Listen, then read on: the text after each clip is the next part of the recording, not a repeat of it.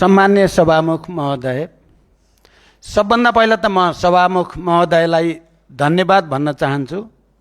मलाई नेपाली कम्युनिस्ट पार्टीको संसदीय दलको नेताको हैसियतमा उहाँले विशेष सम्बोधनको लागि समय दिनुभएको छ। तर मैले बुझेसम्म मलाई रोस्टम प्रयोग गर्ने र विशेष समय दिने कुरा संसदीय दलको नेताको हैसियत भन्दा पनि पूर्व प्रधानमन्त्री समेतको हैसियतमा हो भन्ने मैले बुझेको छु। यसको लागि पनि म सम्मान्य सभामुखज्यूलाई हार्दिक धन्यवाद भन्न चाहन्छु। लामो समय मैले सदनमा उपस्थित हुन सकिनँ। केही समय स्वास्थ्यमा आएको सामान्य समस्याको कारण, केही समय विदेश भ्रमणको कारण र यहाँबाट प्रकाशित सूचनाप्रति मेरो गम्भीर ध्यानाकर्षण भएको छ। आउने दिनमा त्यस्तो हुने छैन। म यो सम्मानित सदनमा त्यो कुरालाई आत्मसात गर्न चाहन्छु। अब मैले यहाँ धेरै लामो वक्तव्य दिने उद्देश्यले त आएको छैन, तर फेरि पनि अहिले देशमा घटिरहेका घटनाक्रमहरू र यहाँ सदनमा चलिरहेका बहसहरू, यो सबैको सन्दर्भमा केही कुरा मैले गम्भीर ध्यानाकर्षण गर्न आवश्यक ठानेर पनि म यहाँ केही कुरा भन्नको लागि उपस्थित भएको छु। सम्मान्य सभामुख महोदय, यस सन्दर्भमा सबै मान्य सदस्यहरूले राखे जस्तै म पनि सुनसरीको कप्तानगञ्जमा बोलबमको धार्मिक यात्राका सन्दर्भमा उत्पन्न विवाद चर्किएर जो दुःखद घटनासम्म पुग्यो र त्यसले कतै ठुलो साम्प्रदायिक विद्वेषको रूप लिने त होइन भन्ने चिन्ता सर्वत्र व्यक्त भइरहेको छ। यस सन्दर्भमा त्यहाँ मृतकप्रति ओम प्रकाश मेहताप्रति म पनि श्रद्धा व्यक्त गर्न चाहन्छु। सबै घाइतेहरूको शीघ्र स्वास्थ्य लाभको कामना गर्न चाहन्छु र यो समग्र घटना प्रक्रियामा सुरक्षा निकायको भूमिका के कस्तो रह्यो, के त्यहाँ त्यो स्तरको गोली चलाउनै पर्ने अवस्था थियो या थिएन,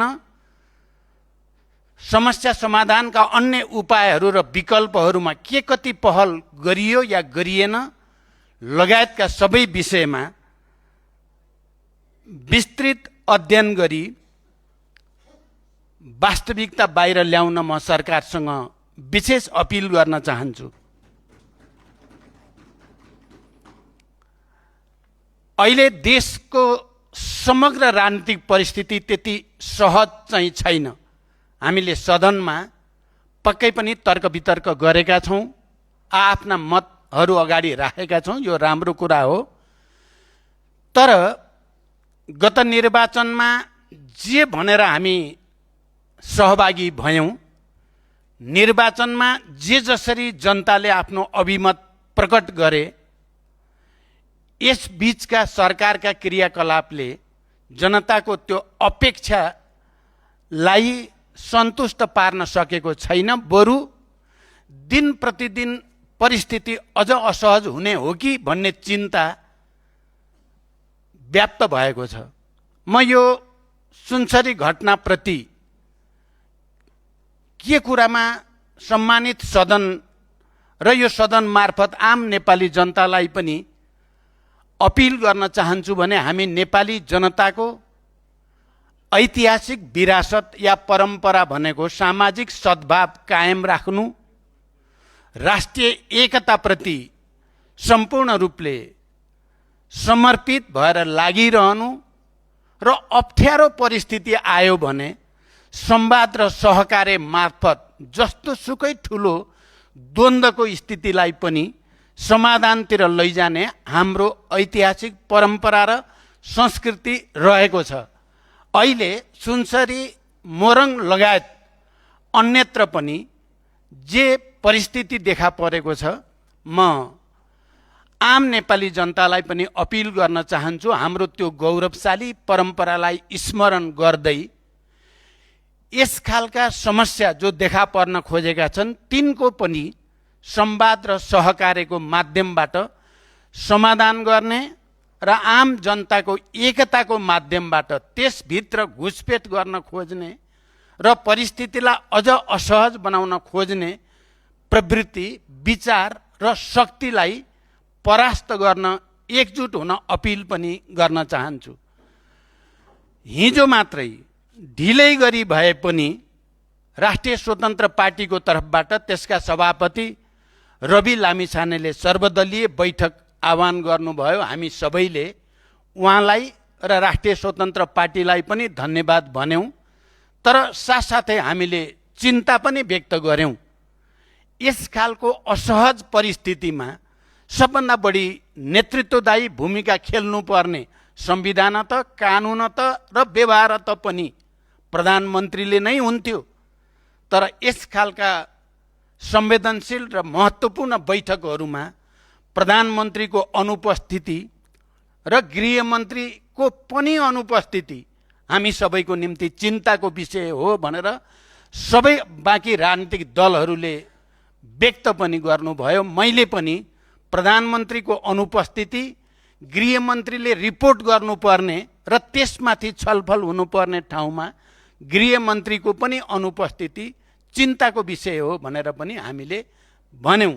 तैपनि हिजो पार्टीको तर्फबाट, सरकारको नेतृत्व गर्ने पार्टीको तर्फबाट जो पहल भयो त्यसलाई हामीले सकारात्मक रूपमा लियौँ र हामी सबैले पनि सामाजिक सद्भाव कायम गर्ने नेपाली इतिहासको गौरवशाली परम्परालाई फेरि अगाडि बढाउनको निम्ति अपिल पनि सामूहिक रूपले गर्यौँ।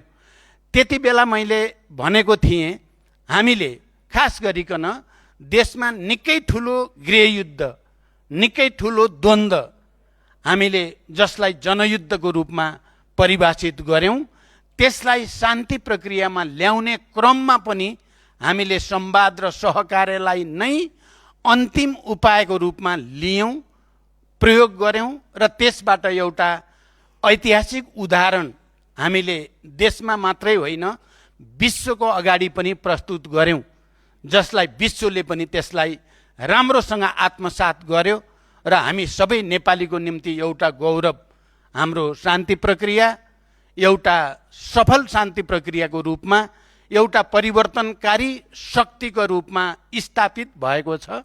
हामी सबैले त्यसमा गौरव गरेका छौँ।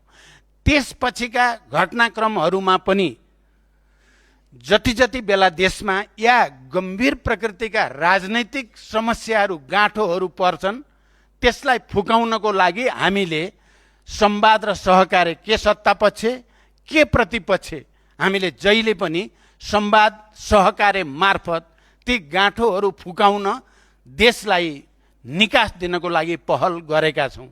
म आज यस सम्मानित सदनमा सभामुख महोदय त्यो पनि स्मरण गराउन चाहन्छु। चाहे संविधान बनाउने बेलामा देखा परेका सङ्कटहरू हुन्, हामीले सहकार्य र संवादकै माध्यमबाट त्यसको समाधान गर्यौँ। राजनीतिक सङ्कट जति बेला तराई, मधेस, पहाड, हिमालमा कतै चर्को द्वन्द्वको स्थिति सिर्जना हुने हो कि भन्ने अवस्था थियो, त्यति बेला पनि म दोस्रो पटक नेपाल सरकारको प्रधानमन्त्रीको हैसियतले मधेसका जनताका उचित मागहरू र चिन्ताहरूलाई सम्बोधन गर्न पटक पटक संविधान संशोधनका प्रस्तावहरू सदनमा प्रस्तुत गरेर मधेसी जनताको विश्वास नजितेको भए सायद संविधान निर्माणको प्रक्रिया धेरै अगाडि नबढ्न पनि सक्थ्यो र अहिले यस सम्मानित सदनमा राष्ट्रिय स्वतन्त्र पार्टी 2/3 झन्डै नजिकको बहुमत पाउने अवस्था नआउन पनि सक्थ्यो। तपाईहरू यहाँ जुन जुन जाति, भाषा, धर्म, समुदाय, सम्प्रदायको प्रतिनिधित्व यहाँ छ, यो प्रतिनिधित्व नहुन पनि सक्थ्यो। म खालि यो कुरालाई तपाईहरू सबैको ध्यानाकर्षण मात्रै गराउन चाहन्छु। हामी सबैलाई थाहा छ, नेपालमा निकै ठुलो भूकम्प गयो र त्यो भयानक भूकम्पको बेलामा सौभाग्य भनौँ, म प्रमुख प्रतिपक्षी दलको नेताको हैसियतमा थिएँ। त्यति बेला नेपाली कङ्ग्रेसका सभापति सुशील कोइराला प्रधानमन्त्री हुनुहुन्थ्यो। निकै चर्को संविधान बन्ला कि नबन्ला भन्ने चिन्ता एकातिर देशभरि व्याप्त थियो आम जनतामा भने, अर्कोतिर त्यो विनाशकारी भूकम्प कारण भएको ठुलो धनजनको क्षतिको चिन्ता र पीडा पनि नेपाली जनतामा थियो र राजनीतिक नेतृत्व तहबाट कुनै विशेष पहलको अपेक्षा नेपाल राष्ट्र र नेपाली जनताले गरेका थिए। त्यति बेला मैले त्यति बेलाको सम्मानित सदनको रोस्टममा उभिएर प्रधानमन्त्रीलाई भनेको थिएँ, तपाईँ सत्तापक्ष र प्रधानमन्त्री हुनुहुन्छ, म प्रतिपक्षी दलको नेता छु। आजबाट मैले प्रतिपक्षी दलको नेताको हैसियतमा होइन, यो राष्ट्रका अगाडि देखा परेका गम्भीर सङ्कट र समस्या समाधानको निम्ति तपाईँको सरकारको सहयोगीको रूपमा भूमिका खेल्नेछु भनेर भनेपछि नै संविधान निर्माणको प्रक्रियाले नै गति लियो। भूकम्पबाट पीडित जनतालाई राहत, उद्धार र पुनर्स्थापना गर्ने कामले पनि गति लियो। सायद तपाईँहरूमध्ये कयौँलाई सम्झना होला, जानकारी होला, तपाईँहरूले नोट पनि गर्नुभएको होला। प्रधानमन्त्री सुशील कोइराला र प्रतिपक्षी दलको नेता म स्वयं एउटै वाहनमा हामी धेरै ठाउँ घुमेका छौँ र जनताको पीडामा मलमपट्टि लगाउने त्यति बेला हामीले सकेको कोसिस गरेका छौँ। त्यसै गरी निकै ठुल्ठुला बाढी पहिरोबाट क्षति, धनजनको ठुलो क्षति भएको बेलामा पनि हामीले अझ भन्नुहुन्छ भने मैले त्यति बेला यो परिवर्तनको एउटा वाहकको हैसियतले, शान्ति प्रक्रियाको एउटा हस्ताक्षरकर्ताको हैसियतले, सङ्घीय लोकतान्त्रिक गणतन्त्र स्थापनाको एउटा नेतृत्वकर्ताको हैसियतले मैले नै पहल गरेर त्यस खालको अवस्थामा पनि राष्ट्रिय एकता सुदृढ गर्ने, संवाद र सहकार्यको माध्यमबाट अगाडि आउने पहल गर्यौँ र त्यसले सकारात्मक उदाहरण पनि प्रस्तुत गर्यो। सभामुख महोदय, अहिले पनि देशको राजनीति सहज भएको छैन। मैले यो कुरा यहाँ भन्नै पर्छ, राजनीति सहज भइसकेको छैन। जनताको अपेक्षा थियो, एउटा भाष्य बन्यो, नयाँ र पुरानाको भाष्य। म त्यसमा अहिले बढी जान चाहन्न। जे भए पनि नेपाली जनताले एउटा आशा र अपेक्षाको साथ राष्ट्रिय स्वतन्त्र पार्टीलाई अत्यधिक बहुमत प्रदान गर्यो। सुशासनको पक्षमा,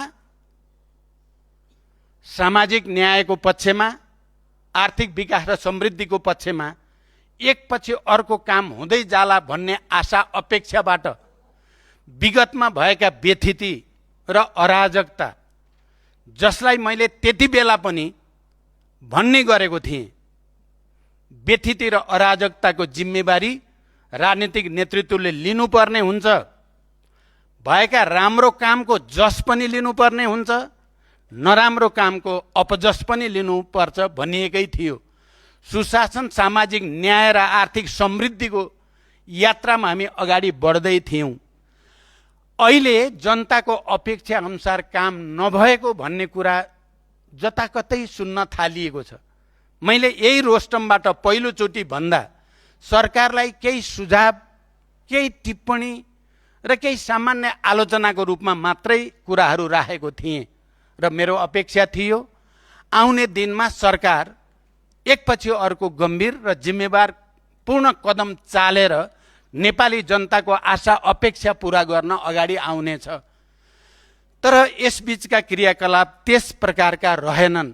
बडो गम्भीर ढङ्गले म भन्न चाहन्छु, त्यस खालका रहेनन्। बरु एकपछि अर्को नकारात्मक उदाहरणहरू बन्दै गए। चाहे त्यो सुकुम्बासी प्रकरणको कुरा होस्, चाहे त्यो ट्रेड युनियनसँग सम्बन्धित अधिकारको कुरा होस्, चाहे त्यो विद्यार्थीसँग सम्बन्धित कुरा होस्, चाहे नेपालको भौगोलिक सिमानासँग सम्बन्धित कुरा होस्। म लामो व्याख्यामा जान खोजिराखेको छैन। सिमानाको कुरा होस्, राष्ट्रिय स्वाधीनतासँग सम्बन्धित सबभन्दा संवेदनशील प्रश्नको बारेको कुराहरू हुन्, या लगानी, उत्पादन, रोजगारी, पुँजीगत खर्च, राजस्व सङ्कलन, बजारको विकास लगायतका कुरा हुन्, चाहे कर प्रणालीसँग सम्बन्धित कुरा हुन्, जनता झनपछि झन झस्केको जस्तो सरकारले राम्रो गर्ला भनेको त फेरि अझ कतिपय बेला त तपाईहरुले भन्ने गरेको पुरानाहरूभन्दा पनि पछि पर्ने हो कि भन्ने चिन्ता पनि व्यक्त भएको छ। म अझै पनि चिन्ताको साथ भन्दैछु, मान्य सदस्यहरू, यस खालका कुराहरू पनि देखिएका छन्। अनि संविधान संशोधनको कुरा, लोकतन्त्र सुदृढीकरणको कुरामा जसरी सरकार प्रस्तुत भयो, त्यसले कहीँ कतै यो संविधान जो हजारौंको बलिदानबाट र धेरै ठुलो त्याग र तपस्याबाट, लामो सङ्घर्षबाट प्राप्त भएको समावेशी लोकतन्त्र सहितको संविधानलाई पुनर्लेखनै गर्न खोजिएको त होइन, या संविधानलाई कुनै न कुनै रूपले अझ पछि कमजोर पार्ने उद्देश्यद्वारा अगाडि बढेको त होइन भन्ने प्रश्न पनि आम जनतामा अहिले देखा पर्दै गएको छ।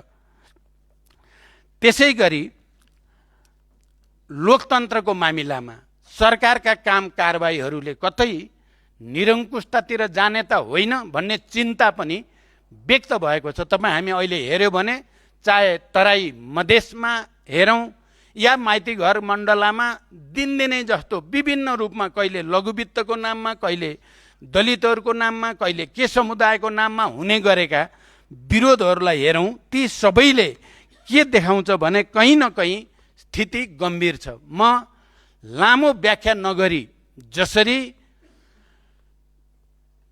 यो सरकार बन्ने अवस्थासम्म आयो, कतै कसैले, यो मेरो चिन्ता मात्रै हो, मेरो अहिले निष्कर्ष र कसैमाथि आरोप होइन, त्यो ढङ्गले नलियोस्। यो सरकारलाई पनि फेरि असफल साबित गर्ने, यो सरकारले पनि शान्ति सुरक्षा कायम गर्न सकेन, जनताको आर्थिक विकास र समृद्धिको आकांक्षा सम्बोधन गर्न सकेन, यो सरकारले पनि सुशासन कायम गर्न सकेन। त्यसकारण नेपाललाई असफल राष्ट्र बनाउने र अर्को ठुलो दुर्घटना त हुने होइन भन्ने गहिरो चिन्ता म तपाईहरुको अगाडि व्यक्त गर्न चाहन्छु। यस अर्थमा यो सरकारलाई असफल हुने छुट पनि छैन। तपाईहरु असफल हुनुभयो भने तपाईहरु मात्रै असफल नहुने, नेपाल राष्ट्र नै असफल हुने खतरा छ।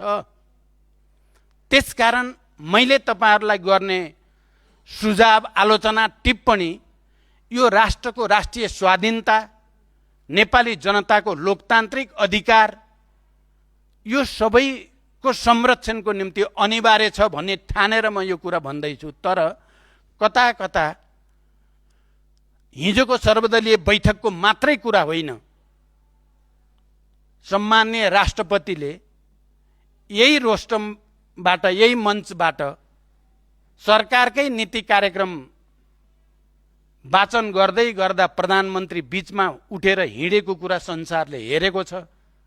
सम्पूर्ण नेपाली जनताले गहिरो गरी त्यसलाई लिएको छ।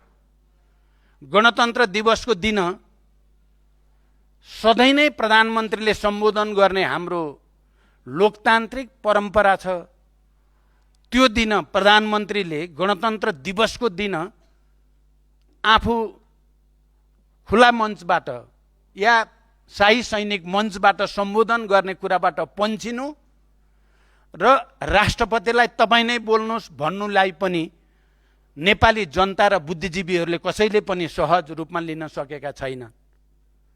अनि सरकारको नीति कार्यक्रम र बजेटका सन्दर्भमा म बडो गम्भीरताको साथ, सभामुख महोदय, बडो गम्भीरताको साथ भन्न चाहन्छु, कतै यो सरकार एउटा निश्चित उपल्लो वर्गको हितमा मात्रै केन्द्रित त होइन, यसले श्रमजीवी जनता, मजदुर, किसान, गरिबहरूतिर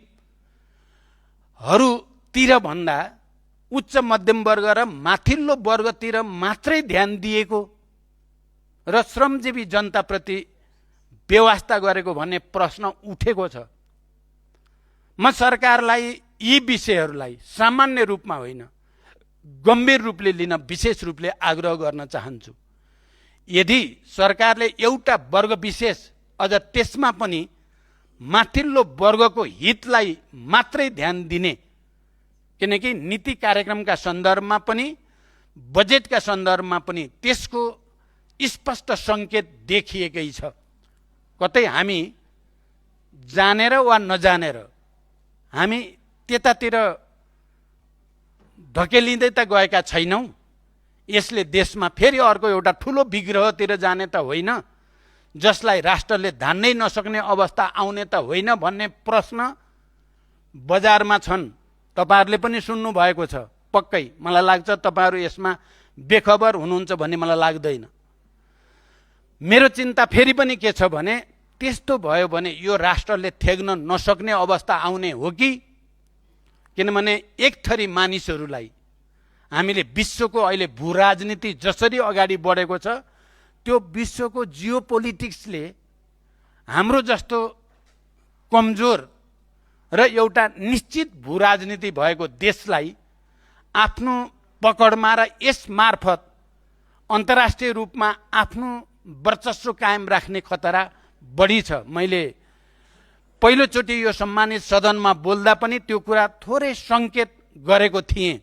हाम्रो भूराजनीतिक अवस्था र अन्तर्राष्ट्रिय क्षेत्रमा अहिले चालिरहेको भूराजनीतिक द्वन्द्व जस्तो ठाउँमा पुगेको छ, कतै तेस्रो विश्वयुद्धको संहारमा त विश्व होइन भन्ने प्रश्नहरू पनि धेरै ठुल्ठुला बुद्धिजीवीहरूले विशेषज्ञहरूले भन्न थालेका छन् र घटनाक्रमहरू हेर्दा सहज छैन। हाम्रो देश एकातिर हेर्दा भूराजनीतिक विशिष्टताका कारण नै हाम्रो स्वतन्त्रता, सार्वभौमसत्ता र भौगोलिक अखण्डता बचेको छ भन्न पनि सकिन्छ, किनकि हामी भारत र चीन जस्ता विशाल छिमेकीहरूको बीचमा छौं र ट्रायंगुलर यसमा पश्चिमा शक्ति समेत हुँदा त्रिकोणात्मक संघर्षको स्थितिले गर्दा हाम्रो स्वतन्त्रतालाई रक्षा गर्ने आधार पनि प्रदान गरेको छ भने साथसाथै यो त्रिकोणात्मक शक्ति संघर्षले हाम्रो स्वतन्त्रतालाई संकुचित गर्ने, खतरा पैदा गर्ने काम पनि त्यसै भित्रबाट गरेको छ र यसको रक्षा गर्ने भनेको अन्ततः नेपाली जनताको एकतामा, नेपालका सबै राजनीतिक दलहरू, बुद्धिजीवी, नागरिक समाज सबैको जिम्मेवारी बोधमा, राष्ट्रिय संवेदनशीलताप्रति हामी सबैले लिने सोच र कामको आधारमा मात्रै हामीले राष्ट्रको स्वाधीनतालाई, यसको भौगोलिक अखण्डतालाई बचाउन सकिन्छ। म फेरि एकचोटि सबभन्दा पहिला त राष्ट्रिय स्वतन्त्र पार्टीका सबै नेता र मान्य सदस्यहरूलाई विशेष रूपले अपिल गर्न चाहन्छु, तपाईहरु सबै गम्भीर ढंगले यो विषयलाई लिँदा देशले एउटा गति पक्रिन्छ। अरु राजनीतिक दल प्रतिपक्षहरूको भूमिका पनि आफ्नो ठाउँमा छँदैछ। हिजो हामीले जे व्यक्त गर्यौं सचेत रूपले व्यक्त गरिएको हो। सर्वदलीय बैठकमा सबैले हस्ताक्षर गरेर साम्प्रदायिक विद्वेष फैलिन नपाओस्, सामाजिक सद्भाव कमजोर नहोस् भन्ने भावना हामी सबैले व्यक्त गरेका छौं। त्यो प्रति इमानदार हुन र गम्भीर हुन म विशेष रूपले अपिल गर्न चाहन्छु। अहिले सबैतिर हत्या, हिंसा, बलात्कारका घटनाहरू पनि बढिराखेका छन्। आत्मदाह, आत्महत्याका घटनाहरू पनि दिन प्रतिदिन बढेका छन्। पहिलो कुरा त म पनि यहाँ कतिपय मान्य सदस्यहरूले भने जस्तै हामी कसैले पनि यसलाई दुरुत्साहन गर्ने या यस खालको प्रवृत्तिलाई पटक पटक दोहोर्याएर भनेर अलिकति निराशातिर जान खोजेका मानिसहरूलाई पनि हल त आत्महत्या हो कि क्या हो भन्ने गरी लेख्न हुँदैन, बोल्न हुँदैन। किनभने जीवन सङ्घर्ष हो। जीवन रहेसम्म निरन्तर सङ्घर्ष गरिराख्ने प्रवृत्ति र भावनालाई हामी सबैले प्रोत्साहित गर्नुपर्ने हुन्छ। तर घटनाहरू देखिएका छन् र त्यसले सबैतिर एउटा चिन्ता व्यक्त पनि भएको छ र यो अवस्थामा हामी कसैले पनि बहुमतको दम्भ देखाउन हुँदैन। मैले पहिला पनि भनेको छु, आज पनि दोहोर्याउन चाहन्छु। विगतमा पनि मैले सदनको रोस्टमबाट होस् या जनताको बीचमा, संख्या अस्थायी कुरा हो। मुख्य कुरा राष्ट्रप्रतिको जिम्मेवारी, लोकतन्त्रप्रतिको निष्ठा, अहिले हामीले प्राप्त गरेका उपलब्धिको रक्षाप्रतिको हाम्रो गम्भीरता मुख्य कुरा हो। त्यसमा हामी सबै एक ठाउँमा हुन सक्यौं भने त्यसले जनतामा एउटा विश्वास दिलाउन सक्छ। पक्कै पनि जनतामा प्रश्नहरू छन्, निराशा पनि छन्, असन्तुष्टि पनि छन्, तर हामी सबैको जिम्मेवारी जनतालाई उत्साहित बनाउने, आशावादी बनाउने, उनीहरूलाई अगाडि बढ्न उत्प्रेरित गर्ने जिम्मेवारी हाम्रो मुख्य जिम्मेवारी हो। राजनीतिक नेतृत्वको जिम्मेवारी, यस सम्मानित सदनमा जनताको प्रतिनिधित्व गरेर आउने सबै मान्य सदस्यहरूको जिम्मेवारी त्यो नै हो भन्ने मलाई लाग्छ र त्यो दिशातिर हामी सबै लागौँ। मलाई थाहा छैन यस्तो किन भयो, यस्तो किन भइराखेको छ। म यो कुरा पनि यो रोस्टमबाट खास गरी प्रधानमन्त्री बालेन शाहज्यूलाई भन्न चाहन्छु, नेपालमा विगतका धेरै अनुभवहरूबाट गुज्रेका नेता र बुद्धिजीवीहरू र विज्ञहरूको विशाल पंक्ति छ। ठुल्ठुला अप्ठ्यारा परिस्थितिहरूलाई निकास दिने हैसियत, क्षमता राख्ने नेताहरूको पंक्ति छ। सुशासन, सामाजिक न्याय र समृद्धिको निम्ति लड्ने नेताहरूको पंक्ति पनि छ। लोकतन्त्रको निम्ति झन्डै 70 वर्षदेखि जेल नेल यातना थुप्रै थुप्रै भोगेका नेताहरूको पंक्ति पनि छ। उनीहरूको अनुभव लिन, उनीहरूसँग सहकार्य गर्न, उनीहरूसँग संवाद गर्न प्रधानमन्त्रीलाई केले रोक्या होला मलाई अनौठो लाग्छ। उहाँले, म आफैलाई भन्न चाहन्छु, उहाँले मलाई बोलाएर एकचोटि तपाईले पनि भ्रष्टाचारको विरुद्ध लड्छु भनेर सुरु त गर्नुभएको थियो, केले तपाईलाई सफल हुन दिएन भनेर सोधे पनि त हुन्थ्यो। केले रोक्या उहाँलाई? आफ्नै अहङ्कारले रोक्या हो कि म पर्याप्त छु, मलाई कोही चाहिँदैन भन्ने खालको हो कि?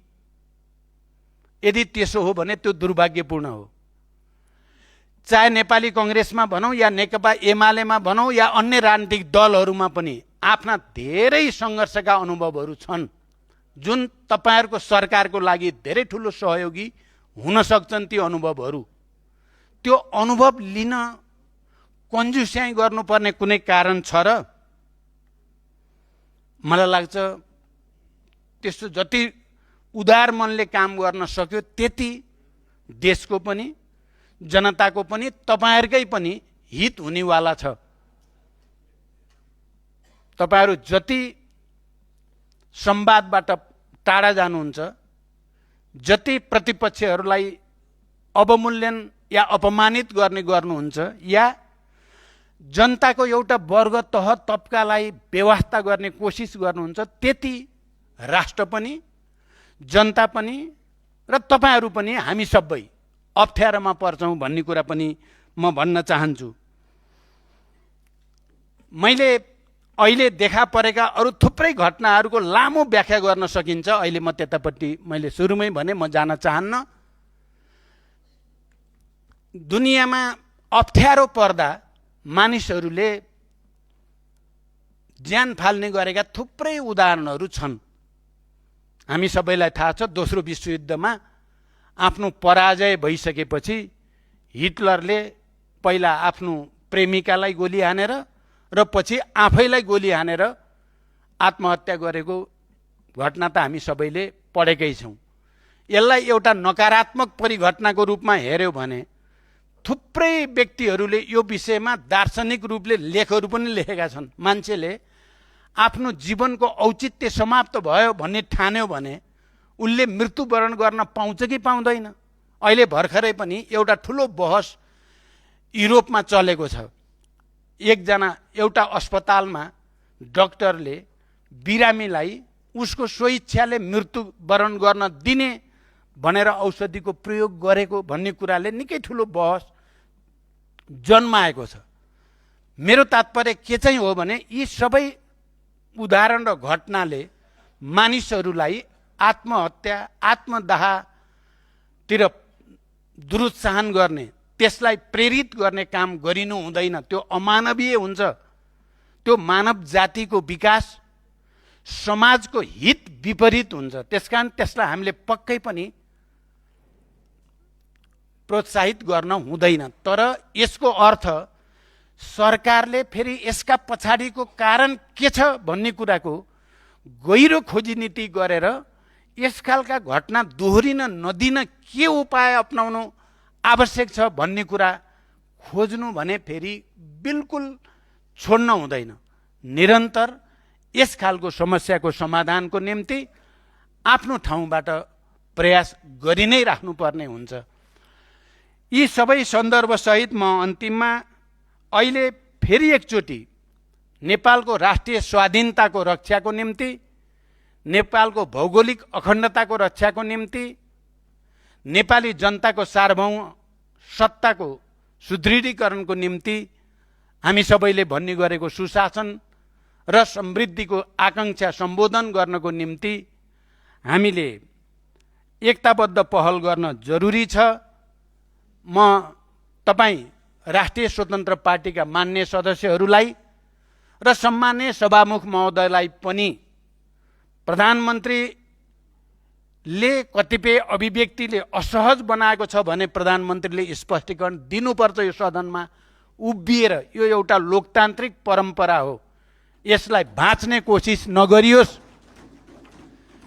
यसलाई उल्ट्याउने कोसिस नगरियोस्। तपाईहरू मार्फत म सम्माननीय प्रधानमन्त्रीजीलाई गम्भीर ध्यान आकर्षण गर्न चाहन्छु। तपाईँ आएर यहाँ स्पष्टीकरण दिएर तपाईँ सानो हुने होइन, बरु तपाईँको कद अझ माथि जान सक्छ।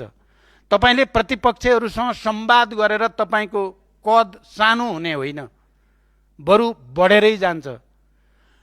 अब यसलाई बुढापाकाको कुरा, राम्रा कुरा भनेर ठान्नुहुन्छ भने कुरा सुन्नु बुढाको, आगो ताप्नु मुढाको भनेर ठान्नुहुन्छ र नेपाली यो उखान हजारौं वर्षको अनुभवले ल्याएको भन्ने ठान्नुहुन्छ भने मान्नुहोस्।